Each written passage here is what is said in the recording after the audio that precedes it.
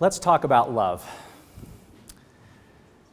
If you were to go down to the drugstore and look through all of the greeting cards, you almost certainly would find something along the lines of, "Love is the greatest force in the universe." You might also find the sentiment that love conquers all. But most of us are practical enough to realize that that just isn't really true. Right?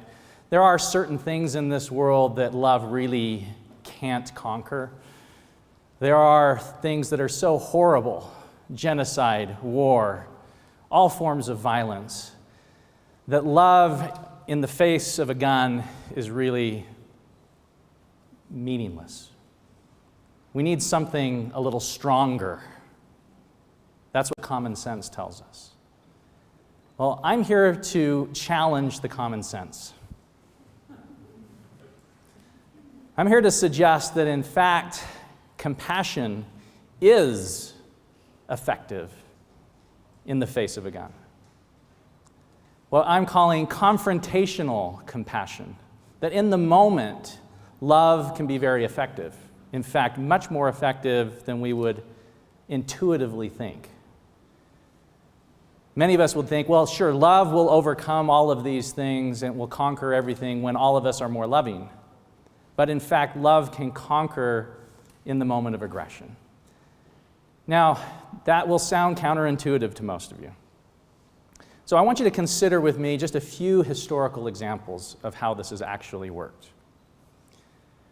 Angie O'Gorman found a man breaking into her bedroom one night. And as he approached the bed, she stopped the attack by feeling a sense of connection to him and saying, "What time is it?" They got into a conversation. The attack never occurred. Julio Diaz was mugged one cold winter evening. He stopped the mugging by offering his coat to his assailant. Eventually, he returned the wallet. Antoinette Tuff, a secretary at an elementary school near Atlanta, stopped a gunman who came in prepared, armed to the teeth, ready to kill children and to die as the police brought him down, by feeling a sense of connection to him and telling him in all honesty that she loved him. The attack never occurred. Now, as you think about that, you may say, well, that's fine. That works really well in a personal one-on-one situation. It will never work on the sense of nations and armies. But let me give you a few more historical examples. World War I, one of the most brutal wars in modern memory, was stopped for a time while the soldiers on the front lines exchanged Christmas presents and played soccer. And when it was over, they couldn't shoot at each other, and they had to move them to other parts of the line. In World War II, during one of the worst genocides in history, thousands of individuals helped thwart that genocide in various places in France, in Denmark, and in Bulgaria. A priest went to the local train station, insisted on being loaded onto the cars with the Jews that were being deported, and said he would lie down in front of the tracks if they tried. The Jews were never deported. Not a single Jew in Bulgaria was ever deported. In Liberia, ordinary women, housewives, civil servants banded together without any political power or position and stopped a civil war by confronting those who would engage in it and reminding them of their humanity. These are just examples of how it can work on a much larger scale. Love actually is not mysterious. It's not mythical. It doesn't work according to some sort of like fairies and unicorns. It exists according to certain principles, and like gravity, if we can understand what those principles are and how it works, we can begin harnessing it in ways that are at least currently, an unimaginable future. How exactly does love overcome violence? A helpful metaphor here is fire. Fire needs three things to sustain it. It needs, first of all, a fuel source. Then it needs oxygen, and it needs heat. If you stop any one of these three, you stop the violence. You extinguish the violence. Violence is extinguished by cooling the heat, by starving the fuel, or by smothering the oxygen source. In a similar way, violence needs three things in order to sustain itself. Violence needs, above all, distance. And when we mean distance, it can be geographic, but it can also be, and more importantly, emotional distance, psychological distance. When we feel separated and distant from someone else, it becomes much easier for us to be violent against them. Unfortunately, we can discover that this can happen in an instant, even with people that we love. In a moment of anger, the distance is created, the violence occurs. But it can certainly happen over great distances with bombs and planes, and the further you can get away, the easier it becomes to do the violence. But the emotional distance is the important thing here. The second thing that violence needs to sustain itself is a rationale. It needs a reason. Violence has a logic to it. Very few people engage in violence for the pure joy of it.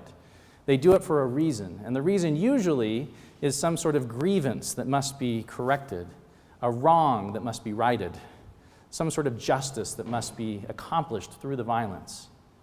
Or it's done because of a sense of self-defense, a threat that is against which that needs to be met. Third, violence needs a predictable response. The predictable responses in this case are fight or flight. They're the natural human reactions. We seek to run away or to give in to the violence, or we strike back. Those are the natural human responses, and every violent encounter expects those to occur. And when they do occur, ironically, both fight and flight fuel the violence. If we flee the situation, the aggressor feels justified in their violence, feels a sense of superiority. If the person fights back, the aggressor now can begin to rationalize their own violence in a sense of self-defense. So all three of these elements need to be in place in order for violence to occur, and it helps sustain violence. How then does love respond to these elements? In the same way that we extinguish fire, similar elements, if we starve any of these three, or especially all three of these elements, then we have eliminated the violence. And love does exactly that. The first thing it does is it seeks connection. Love is about human connection. We are hardwired to connect with other human beings. And we seek human connection. All those greeting cards are expressing a truth about human connection that we all crave. And it is a natural part of who we are, and we need other people in order to survive.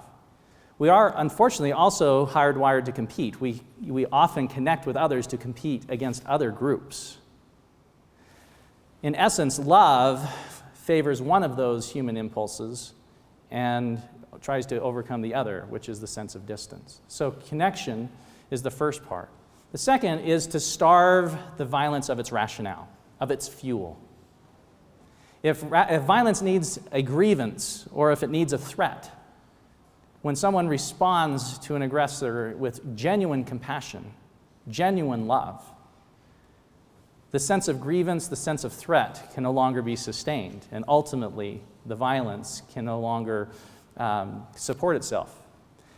Finally, the predictable response. Love is the unpredictable response. Violence expects fight or flight. It doesn't expect human connection. It doesn't expect genuine compassion.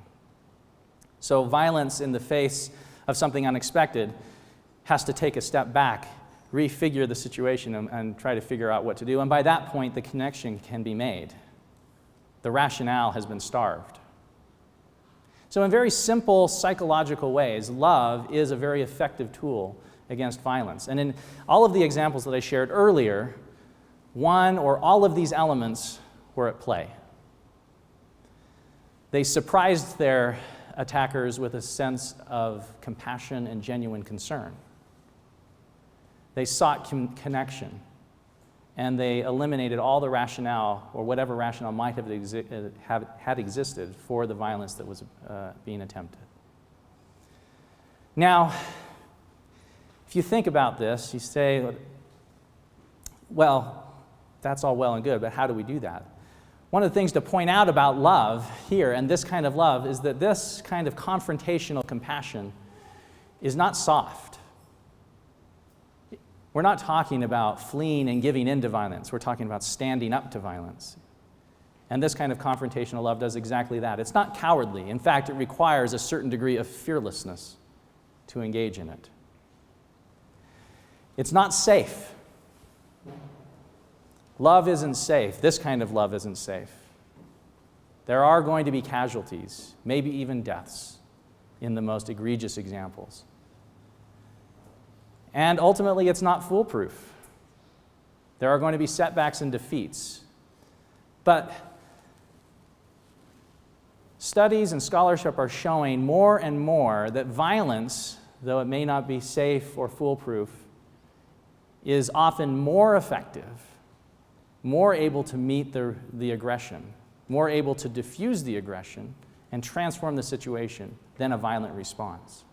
But ultimately, and this is the important point, it has to be real. It has to be real human connection, real compassion, real concern for the attacker. And in every one of those cases, especially those personal examples, that's exactly what occurred. Fake love, trying to pretend concern, will come across only as manipulation.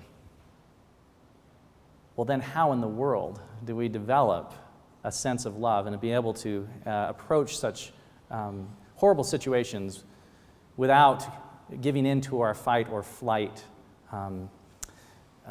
instincts? Here, the U.S. Army has a very, I think, instructive way of training soldiers. As it turns out, the U.S. Army discovered after World War II that it's very difficult for human beings to kill other human beings.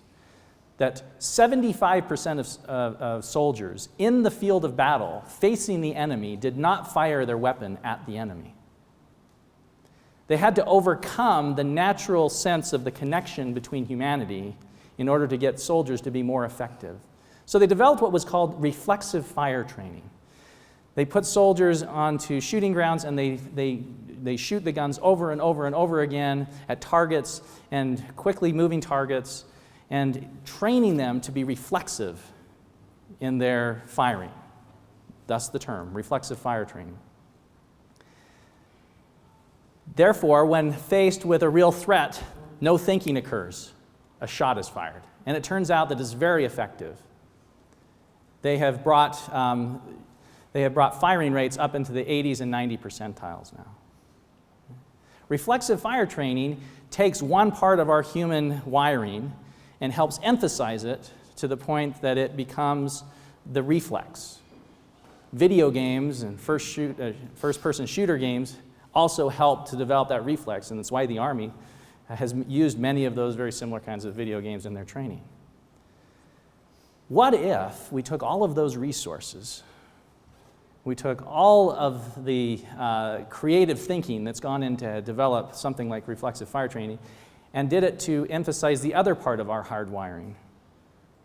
If we decided to try to develop what I would call a reflexive compassion training, where we learn to think reflexively in terms of connection instead of in terms of competition.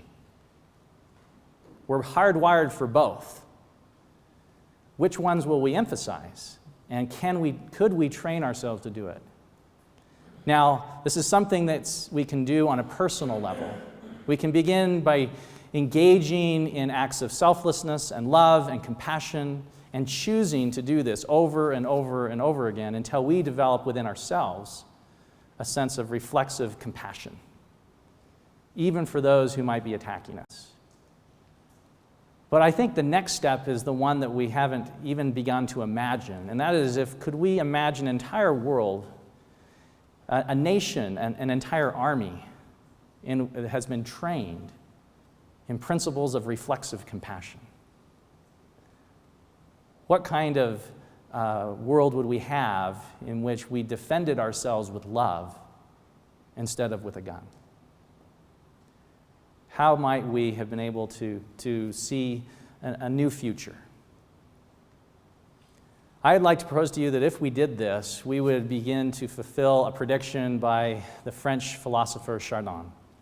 He said, "Someday, after we have mastered space, the winds, the waves, the tides, and gravity, all of the natural forces, then we will harness for God the energies of love. And for the second time in the history of the world, man will have discovered fire." Thank you.